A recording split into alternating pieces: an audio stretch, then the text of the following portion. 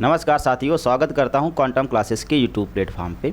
जैसा कि आपको इस स्क्रीन पे दिख रहा होगा, हम लोग चर्चा करने जा रहे हैं आज की क्लास में ब्रिक्स सम्मेलन को लेके। तो ब्राज़ील में जल्द ही आयोजित होने जा रहा है ब्रिक्स सम्मेलन, और हम लोग जानते हैं कि ब्रिक्स सम्मेलन में वैश्विक मुद्दे और आर्थिक मुद्दों की चर्चा की जाती है। लेकिन इस बार लगता है आर्थिक और वैश्विक मुद्दों की बजाय कुछ और ऐसे मुद्दे हैं, जैसे कुछ विवादित मुद्दे हैं या कुछ सियासी मुद्दे हैं जिस पे चर्चाएं होने जा रही है। और उसमें उन सियासी मुद्दों में सेंटर पे बने हुए हैं भारत के प्रधानमंत्री नरेंद्र मोदी जी। अब ऐसा मैं क्यों कह रहा हूँ, क्योंकि ब्राज़ील ने क्या किया है, भारत के प्रधानमंत्री नरेंद्र मोदी को बाकायदा चीफ गेस्ट के रूप में इस बार इनवाइट किया गया है।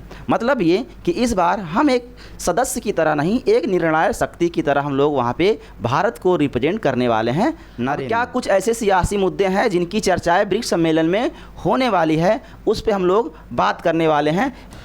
जैसा कि मैं आपको बता दूं कि प्रधानमंत्री नरेंद्र मोदी की इस बार क्या किया गया है, एज चीफ गेस्ट वहाँ पे बुलाया गया है। कहाँ पे? ब्राज़ील में ब्रिक्स सम्मेलन में उनको एज चीफ गेस्ट बुलाया गया है। ये आयोजन कब होगा? 6 और 7 जुलाई को आयोजन होने वाला है। और कहाँ पे होगा? रियो डी जनेरियो में ये आयोजन होने वाला है, ब्राज़ील में। ठीक है, इसमें चीफ गेस्ट कौन है? भारत के प्रधानमंत्री नरेंद्र मोदी जी को बुलाया गया है।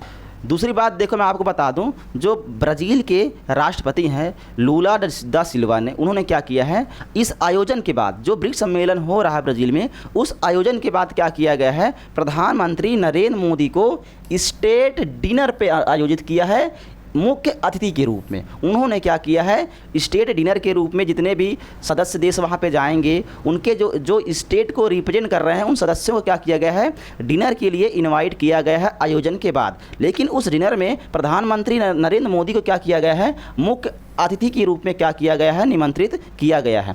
अब इसीलिए चर्चा ये है, संकेत ये हमको मिल रहा है कि जो भारत के नरेंद्र मोदी जी हैं, उनकी जो भूमिका है इस समिति में क्या हो रहा है, कुछ खास और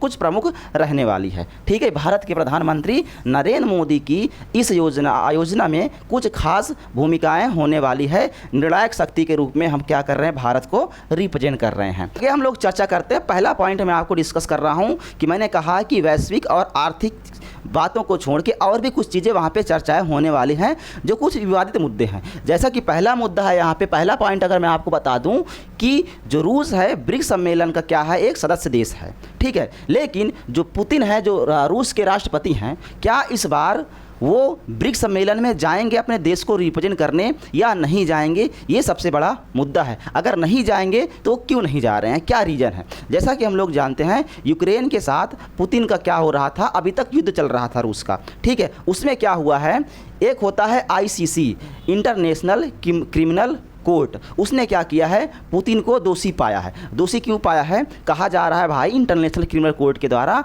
कि पुतिन ने क्या किया है, यूक्रेन में नरसंहार किया है। मतलब कि छोटे छोटे बच्चों की जान गई है, बेगुनाह लोग ज़्यादा वहाँ पे मारे गए हैं। दूसरा, उनके युद्ध का आरोप लगाया जा रहा है। ठीक है, इन सारे चीज़ों को क्या किया है, इंटरनेशनल क्रिमिनल कोर्ट ने दोषी पाया है। इसलिए पुतिन के खिलाफ क्या किया गया है, एक वारंट इशू किया गया है। अब उस वारंट इशू करने से क्या है भाई, अब वारंट जब इशू हुआ है तो क्या चीज़ें हो सकती है।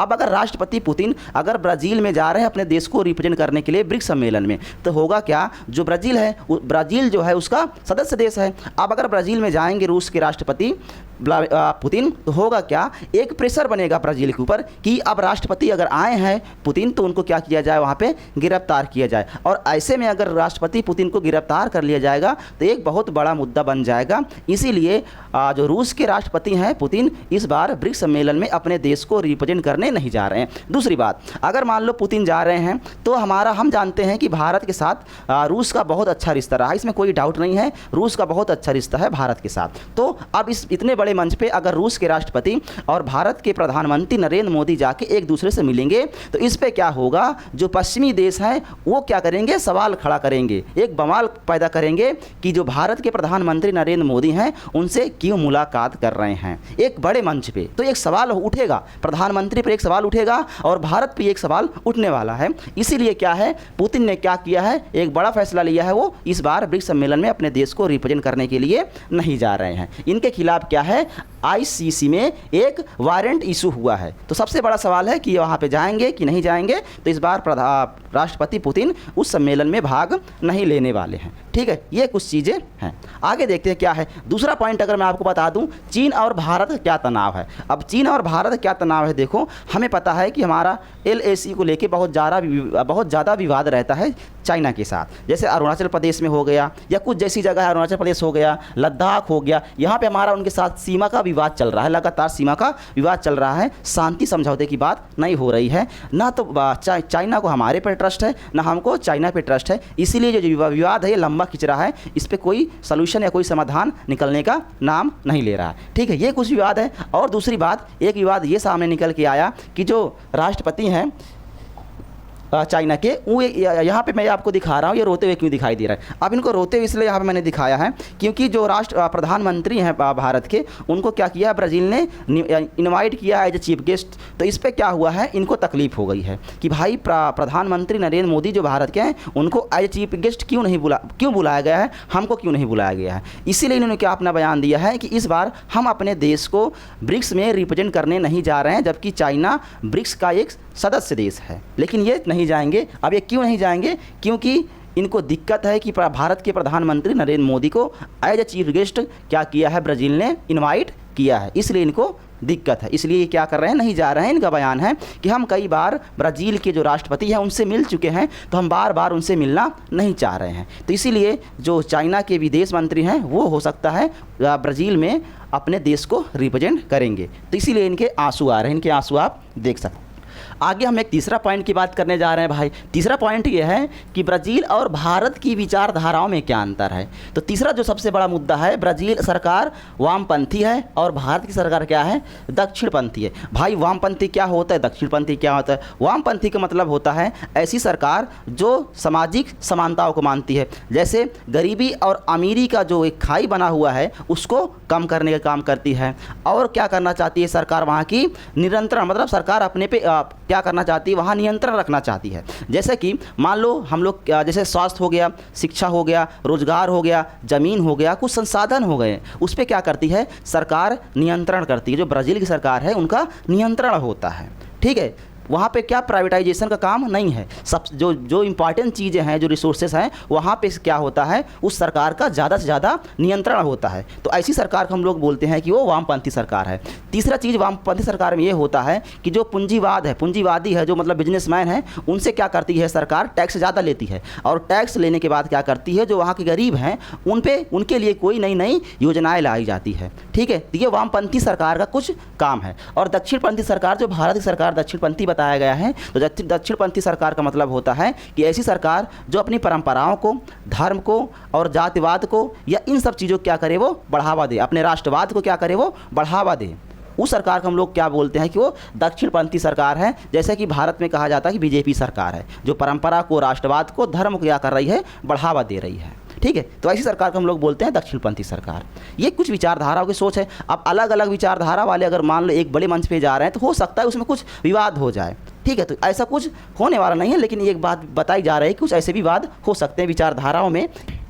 आगे हम लोग बात करें पॉइंट 4 की बात करेंगे, तो भारत की नई सरकार और विपक्ष की नज़रें। अब देखो हमें पता है कि भाई भारत में इलेक्शन हो चुका है और नई सरकार बन गई है। तो अब जो इस बार विपक्ष में हैं उनकी नज़रें हैं भारत सरकार पे, है ना। जैसे कि हम लोग रिप्रेजेंट करने जा रहे हैं एक बड़े मंच पे, तो विपक्ष का सवाल है भाई कुछ, क्या आप हमारे देश को रिप्रेजेंट कर पा रहे हैं, सही से नहीं कर पा रहे हैं। इन कुछ मुद्दों पर हो सकता है कि विपक्ष उनको, जो सरकार में उनको घेरे। ये सारे कुछ मुद्दे हैं। अभी तो सम्मेलन में आयोजित नहीं हुआ है, सम्मेलन आयोजित होने के बाद हो सकता है विपक्ष का कुछ सवाल हो पक्ष जो सरकार में है उनके साथ लेके। जैसे भारत में चुनाव हो चुके, हमने आपको बता दिया है, विपक्ष हो सकता है कि जो सरकार में है उनको क्या किया जाए, उन पर से सवाल जवाब की जाए, और सवाल जवाब करना भी चाहिए। सवाल जवाब लोकतंत्र में बहुत ज़रूरी है। 5वां पॉइंट है भाई कि फिर भी भारत की भूमिका क्यों इतना अहम है।